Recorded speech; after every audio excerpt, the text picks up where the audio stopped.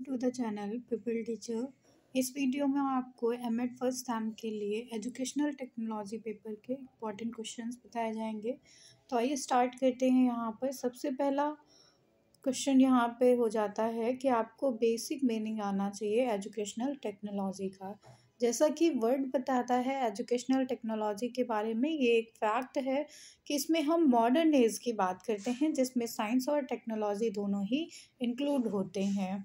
तो यहाँ पर कई सारे टूल्स टेक्निक्स का यूज़ किया जाता है, जैसा कि ये नाम खुद इंडिकेट करता है, educational technology in the field of education. Then the concept of educational technology is concerned with the effective use of the technological tools in teaching and learning। तो इफ़ेक्टिव टूल्स जो होते हैं एजुकेशनल टेक्नोलॉजी का, उनका हम use करते हैं teaching learning process में, उसको बेटर बनाने के लिए और स्टूडेंट्स के लिए इफ़ेक्टिव बनाने के लिए। यहाँ पे एजुकेशन और टेक्नोलॉजी दो वर्ड से ये मिलकर बना हुआ है। एजुकेशन का मतलब होता है कि हम किसी चीज़ को बढ़ावा दे रहे हैं, उसको ग्रो कर रहे हैं, और टेक्नोलॉजी का मतलब हो जाता है science of study of an art और स्किल। देन यहाँ पे डेफिनेशंस दी गई हैं। इसके बाद यहाँ पे नेचर एंड कैरेक्टरिस्टिक्स आ जाता है एजुकेशनल टेक्नोलॉजी का। तो ये एक मॉडर्न डिसिप्लिन है। इसके साथ साथ ये साइंटिफिक एडवांसमेंट पे बेस्ड होता है, रिसर्च और डेवलपमेंट यहाँ पे चला करता है एजुकेशनल टेक्नोलॉजी में। क्योंकि आप देखते हैं पहले मल्टीमीडिया आते थे, पहले ऑडियो विजुअल आया, देन ऑडियो विजुअल आता है, आज तो जो है सेंसर्स का भी काम हो रहा है। तो ये सारी चीज़ें जो है इनोवेशन की तरफ हैं एजुकेशनल टेक्नोलॉजी के। देन इसके स्कोप आ जाते हैं, तो बिहेवियरल टेक्नोलॉजी हो जाती है, इंस्ट्रक्शनल टेक्नोलॉजी हो जाती है, teaching technology, instructional technology, training technology, system analysis, ये सारी जो है स्कोप हो जाते हैं इसके लिए। Then futuristic view of the educational technology in India. Future में क्या व्यू किया जाता है, कैसे फोरकास्ट किया जाता है एजुकेशनल टेक्नोलॉजी को, ये आपसे पूछा जा रहा है। तो यहाँ पर आप आंसर करेंगे इसके बारे में।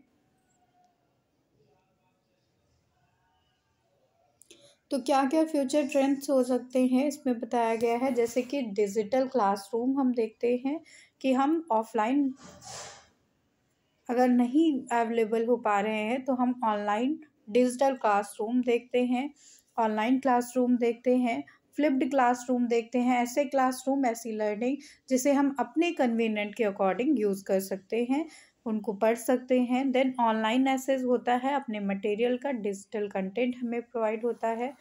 द नेक्स्ट हो जाता है वीडियो बेस्ड लर्निंग। तो हम वीडियोज़ के थ्रू देखते हैं, जैसा कि आप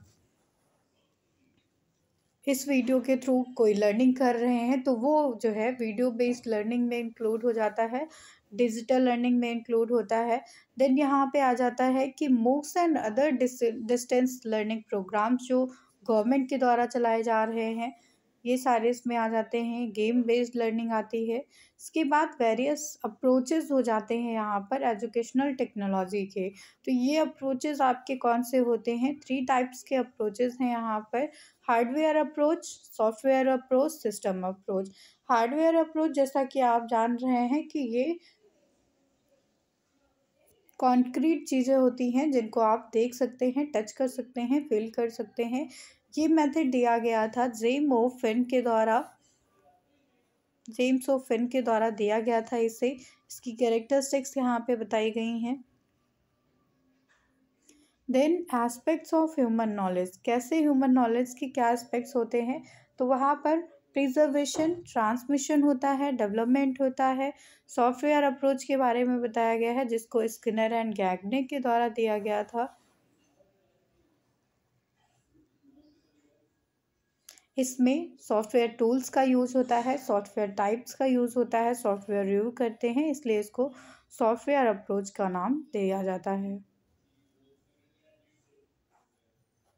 next and third educational technology approach आ जाती है यहाँ पर सिस्टम अप्रोच। सिस्टम अप्रोच को डेवाइस एंड हार्टले के द्वारा दिया गया था। डेविस और हार्टले ने इसको जो है दिया है सिस्टम अप्रोच को। इसके बाद इसके स्टेप्स यहाँ पे बताए गए हैं, देन एडवांटेजेस और डिसएडवांटेजेस। इसके बाद टीचिंग टर्म आता है। टीचिंग आप जानते हैं कि टीचिंग में इंफॉर्मेशन को स्टूडेंट तक डिलीवर किया जाता है स्टूडेंट की परफॉर्मेंस को बेटर बनाने के लिए। यहाँ पर ये बाइपोलर प्रोसेस होता है, यहाँ पर स्टूडेंट और टीचर दोनों ही इन्वॉल्व होते हैं। ऐसा एडम्स के द्वारा बाइपोलर प्रोसेस को बताया गया, जबकि जॉन डेवी ने इसको ट्राइपोलर प्रोसेस बताया था। जॉन डेवी का कहना था कि यहाँ पर टीचर तो होते हैं, स्टूडेंट भी होते हैं, लेकिन यहाँ पे कंटेंट भी होता है। तो तीसरा जो पार्ट इन्होंने पिलर बताया वो कंटेंट का बताया था। देन यहाँ पे फीचर्स और कैरेक्टरिस्टिक्स आ जाती हैं टीचिंग की, जो कि इम्पॉर्टेंट हो जाती हैं। तो ये एक सिस्टमैटिक बॉडी ऑफ नॉलेज रहती है और एजुकेशनल कम्युनिकेशन टेक्नोलॉजी पे बेस्ड होती है। कॉमन कोड ऑफ एथिक्स होते हैं, इंफॉर्मेशन शेयर की जाती है। इसमें कॉन्शियस और अनकॉन्शियस दोनों ही प्रोसेस होते हैं और साइंस और आर्ट दोनों ही वे में इसको कैरी किया जाता है। मॉडलिटीज़ ऑफ टीचिंग, मॉडलिटीज़ क्या होती हैं यहाँ पर टीचिंग की? तो यहाँ पे मॉडलिटीज़ में 4 कैटेगराइजेशन होते हैं, जिसमें पहला आ जाता है इंस्ट्रक्शन, जिसमें इंस्ट्रक्शन दिए जाते हैं लर्नर को। देन इंडोक्ट्रिनेशन होता है यहाँ पर, ये एक प्रोसेस होता है फॉर्मिंग द सर्टेन बिलीव्स। हम अब स्टूडेंट की जो है आइडियोलॉजी, प्रिंसिपल्स और उसके डॉक्ट्रिन को इसमें सेट करते हैं। देन कंडीशनिंग आती है, जिसमें क्लासिकल कंडीशनिंग हो सकती है स्टूडेंट्स की और ऑपरेंट कंडीशनिंग हो सकती है। इसके बाद टीचिंग या ट्रेनिंग नेक्स्ट पार्ट यहाँ पे आ जाता है, जो 4th पार्ट, उसमें हम ट्रेन करते हैं बच्चों को। तो यहाँ पर ट्रेनिंग नेक्स्ट पार्ट आ जाता है। देन नेक्स्ट यहाँ पे टॉपिक पे चलेंगे, stages and phases of teaching. 3 तरह के स्टेजेस या फेजेस होती हैं। Pre active phase, pre active phase का मतलब हो जाता है formulating and fixing up the content. हम जो पहले लेसन प्लान तैयार करते हैं उससे ही प्री एक्टिव फेज कहा जाता है। टीचिंग से पहले का दौर होता है ये। स्ट्रैटेजीज को सेट करते हैं। देन इंटरएक्टिव फेज हो जाता है। इंटरएक्टिव फेज का मतलब हो जाता है कि यहाँ पर एक्शन और रिएक्शन दोनों चीज़ें हो रही हैं। अब टीचर जो है क्लास में एंटर कर चुका है, डायग्नोसिस करता है वो लर्नर्स को और यहाँ पर वो अपना कंटेंट प्रेजेंट करता है। द नेक्स्ट थर्ड स्टेज यहाँ पे पोस्ट एक्टिव फेज की आती है। पोस्ट एक्टिव फेज में यहाँ पर टीचर ने जो भी पढ़ाया होता है इंटरैक्टिव फेज में, उसका फीडबैक लिया जाता है। तो ये पोस्ट एक्टिव फेज हो जाती है यहाँ पर। देन नेक्स्ट आएंगे यहाँ पर प्री एक्टिव फेज एक्सप्लेन किया गया है। तो प्री एक्टिव फेज में मेनली प्लानिंग इन्वॉल्व होती है। इसके स्टेप्स क्या होते हैं? Establishment of the goals and discovering the ways और means to achieve these objectives. तो जो हमने ऑब्जेक्टिव्स सेट किए होते हैं उनको कैसे अचीव किया जा सकता है वो साधन हम ढूंढते हैं, यानी कि टीचिंग स्ट्रैटेजीज को यहाँ पे फॉर्मुलेट करते हैं। इंटरैक्टिव फेज वो होता है जब हम क्लास में एंटर कर चुके होते हैं, टीचर एक एंटर कर चुका होता है, फेस टू फेस कम्युनिकेशन यहाँ पे चलती है। इसमें कौन कौन सी एक्टिविटीज़ इन्वॉल्व होती हैं इंटरैक्टिव फेज में? तो इसमें परसेप्शन इन्वॉल्व होता है स्टूडेंट का एज वेल एज टीचर का। देन डायग्नोसिस किया जाता है टीचर के द्वारा कि बच्चा कहाँ पे या किस चीज़ पे अचीव कर पा रहा है, कहाँ पे लैग कर रहा है। रिस्पॉन्स देखते हैं स्टूडेंट्स का। उसके बाद पोस्ट एक्टिव फेज आता है, जो कि लास्ट कंडीशन होती है जिसमें फीडबैक लिया जाता है स्टूडेंट्स का। Then activities in post active phase of teaching, activities यहाँ पे बताई गई हैं पोस्ट एक्टिव फेज की। इसके बाद टीचिंग एट डिफरेंट लेवल, कौन कौन से लेवल्स होते हैं? तो 3 लेवल्स होते हैं mainly, memory level, understanding level and reflective level. Memory level short term memory होती है इसमें। अंडरस्टैंडिंग लेवल का मतलब हो जाता है कि हम यहाँ पर मेमोरी यानी कि हमारे दिमाग में चीज़ें बैठने लगती हैं और हमारी एक सोच बन जाती है यहाँ पर, जिसको इंसाइट के नाम से जानते हैं। देन रिफ्लेक्टिव का मतलब हो जाता है कि जो भी हमने समझा है उस पे हम विचार कर सकते हैं, इरिवर्सिबिलिटी आ जाती है हमारे थॉट्स में। तो इस तरह से यहाँ पर इन लेवल्स को डिफाइन किया गया है। मेमोरी लेवल को हर्बर्ट के द्वारा दिया गया था।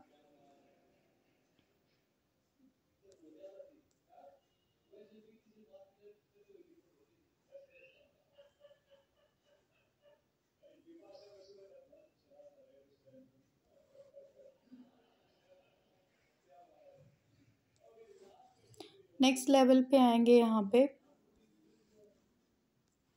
जो कि अंडरस्टैंडिंग लेवल हो जाता है, जिसको मॉरिशन के द्वारा दिया गया था।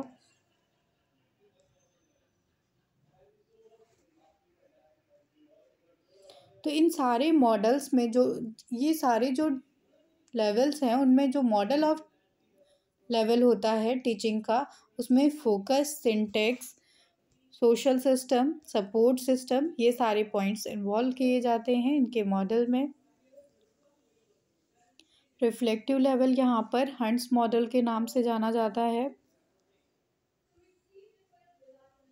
नेक्स्ट यूनिट पे आते हैं हम, इंस्टीट्यूशंस ऑफ एजुकेशनल टेक्नोलॉजी। क्या क्या इंस्टीट्यूशन है यहाँ पर एजुकेशनल टेक्नोलॉजी के? तो CIET एक इंस्टीट्यूशन हो जाता है, SIET हो जाता है, CEC हो जाता है, EMMRC हो जाता है यहाँ पे, NOS, UGC, IGNOU और NIST। ये सारे जो है इंस्टीट्यूशंस हैं यहाँ पर एजुकेशनल टेक्नोलॉजी के। ICET का मतलब हो जाता है, CIET का मतलब हो जाता है central institute of educational technology, जिसको इस्टेब्लिश किया गया था 1984 में। और ये जो है, the institute is located in NIE campus NCERT in new Delhi. इसके ऑब्जेक्टिव्स यहाँ पे बताए गए हैं। द नेक्स्ट इंस्टीट्यूशन यहाँ पे आ जाते हैं EMMRC, जिसमें कवर हो जाता है AVRC और EMRC और MCRC। EMRC का मतलब हो जाता है यहाँ पर एजुकेशनल मल्टीमीडिया रिसर्च सेंटर से।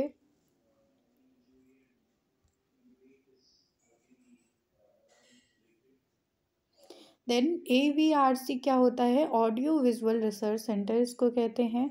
MCRC होता है यहाँ पर mass communication research centre.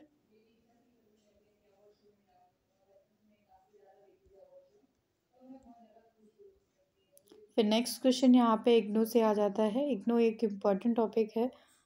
IGNOU का फुल फॉर्म हो जाता है यहाँ पर Indira Gandhi national open university.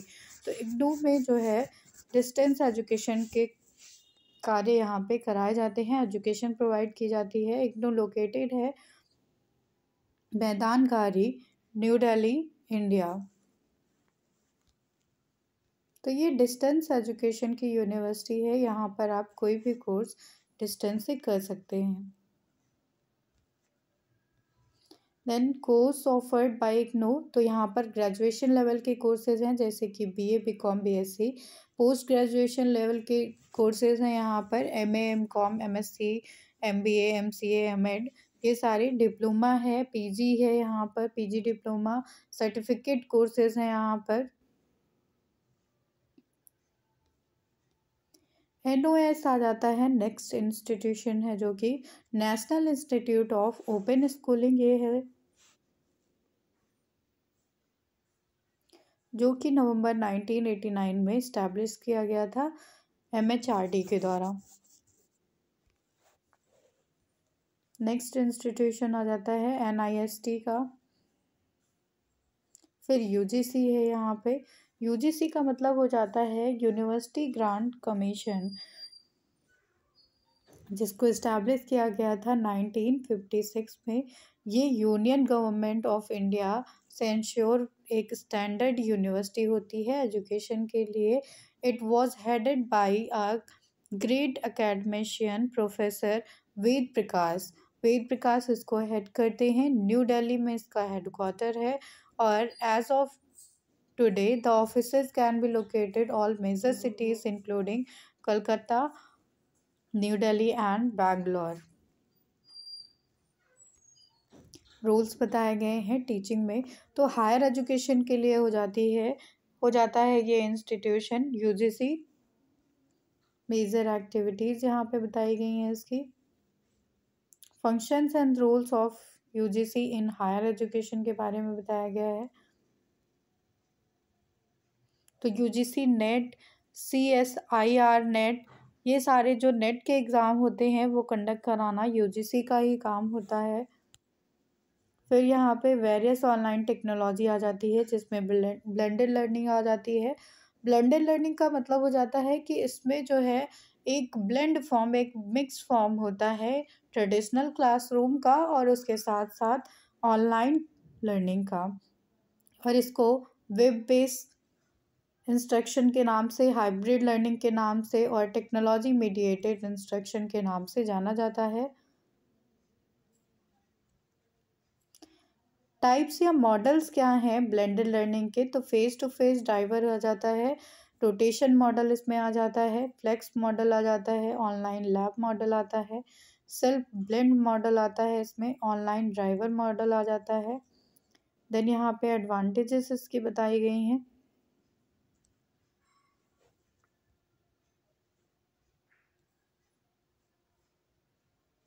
अब आते हैं एम लर्निंग पर, मोबाइल लर्निंग जिसको कहते हैं। Mobile learning is any kind of learning that takes place via portable and electronic device. तो इलेक्ट्रॉनिक डिवाइस कोई भी या पोर्टेबल डिवाइस होता है, मोबाइल लर्निंग उससे रिलेटेड होती है। यहाँ पर इसमें netbook, computer, digital readers involve होते हैं। इसके कैरेक्टरिस्टिक्स पे आ जाता है कि इसमें इमीडिएसी रहती है, जब हम चाहते हैं, जब लर्नर चाहता है तब इंफॉर्मेशन कलेक्ट कर लेता है। एसेसिबिलिटी होती है, इंटरैक्टिविटी होती है, मोबिलिटी रहती है।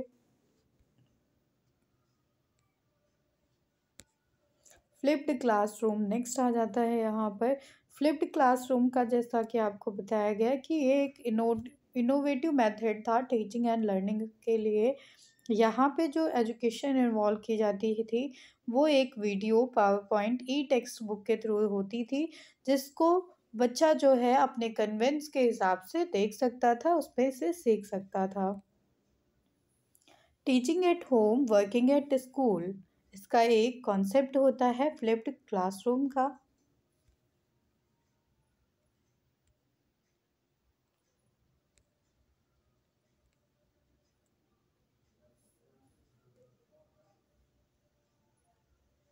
देन यहाँ पे 4 पिलर्स बताए गए हैं, FLIP।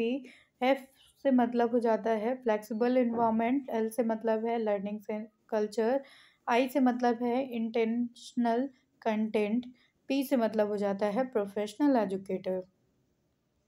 देन यहाँ पे purpose of flipping a classroom आ जाता है।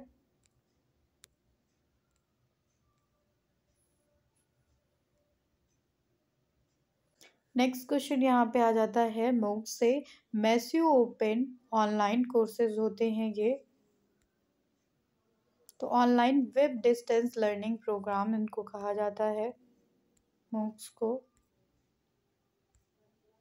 मेरिट्स इसकी बताई गई हैं, फ्री ऑफ कॉस्ट एजुकेशन है ये, ICT पे बेस्ड होती है, हाई क्वालिटी कोर्स कंटेंट इसमें होता है।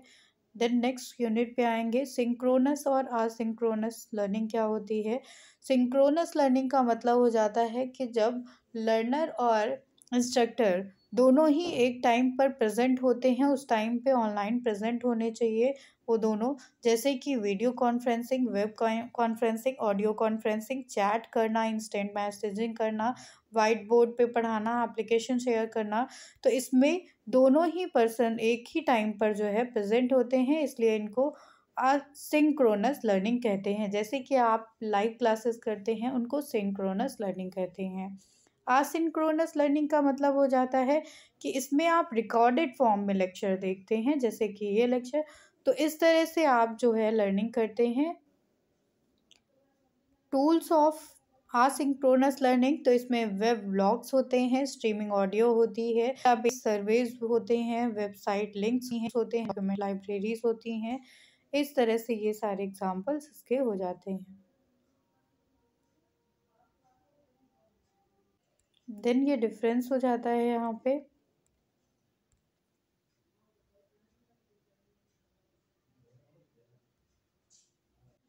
इसके बाद करें कि 9 एलिमेंट्स की इंस्ट्रक्शन की थ्योरी यहाँ पे आ जाती है।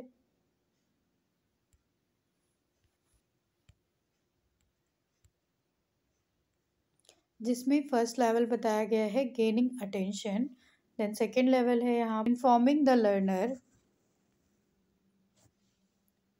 Of the objective. Then third है यहाँ पर स्टिमुलेटिंग ऑफ प्रायर लर्निंग पर प्रेजेंटिंग द स्टिमुलस। फिफ्थ है यहाँ पर प्रोवाइडिंग लर्निंग गाइडेंस। सिक्स आ जाता है फिर एलिशिएटिंग परफॉर्मेंस। सेवन्थ है यहाँ पर प्रोवाइडिंग फीडबैक, यहाँ पर एसेसिंग परफॉर्मेंस। देन लास्ट आ जाता है enhancing retention and transfer.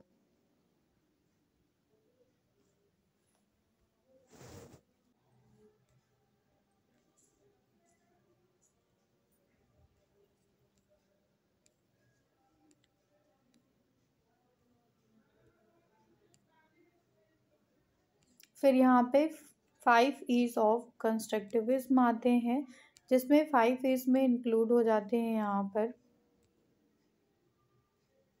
Engage, explore, explain, explore, एक्सप्लोरेट और इवेलुएट, जिसमें इवेलुएट मिड में रहता है।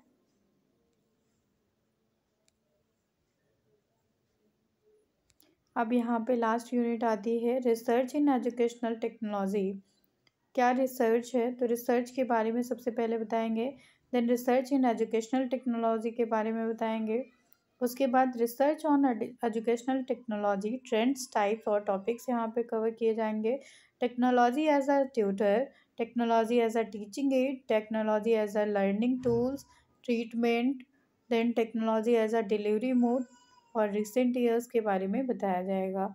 इसके बाद सॉफ्टवेयर डिज़ाइनिंग यहाँ पे आ जाता है नेक्स्ट टॉपिक।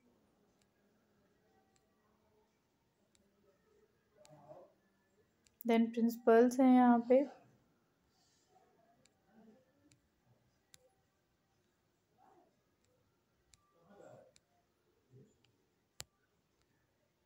इस तरह से सॉफ्टवेयर डिज़ाइनिंग के लिए यहाँ पर स्टेप्स बताए गए हैं, जिसमें पहला आ जाता है requirement analysis, then system specification and design, implementation, system testing, system deployment, then system maintenance.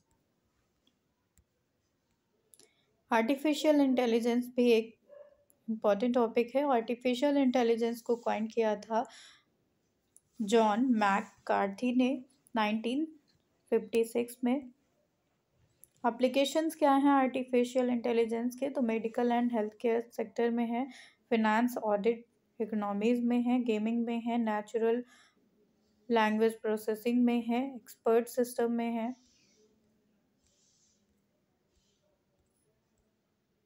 इस तरह से थैंक यू एवरीवन। पढ़ते रहिए और सीखते रहिए। All the best for your exams.